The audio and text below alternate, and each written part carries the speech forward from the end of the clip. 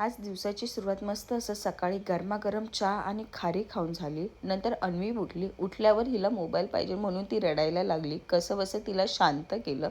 शांत केल्यानंतर तिच्यासाठी छान असा व्हेजिटेबल राईस बनवलं होतं. तो तिने मस्त असं बाल्कनीमध्ये बसून खाल्ला. नंतर दादाची बॅग अडकवली आणि सायकलवर बसून बघा माझी लेक स्कूलला चालली होती. तिचं सायकलसोबत खेळणं चालू होतं. छान ती एन्जॉय करत होती. शेजारी हळदी कुंकू होतं म्हणून अन्वीलासुद्धा मी छान असं रेडी केलं होतं. हिच्या आता सगळ्या फ्रॉक्स तिला छोट्या व्हायला लागल्या आहेत म्हणून मला आता ह्या वापरून टाकायच्या आहे. रेडी केल्यानंतर बघा ही झाडांसोबत जाऊन खेळत बसली. पुन्हा सगळे अंगाला माती लावायचं तिचं काम चालू होतं. तिला तिकडून घेतलं. ही पूर्ण 15 महिन्याची आता कंप्लीट झाली.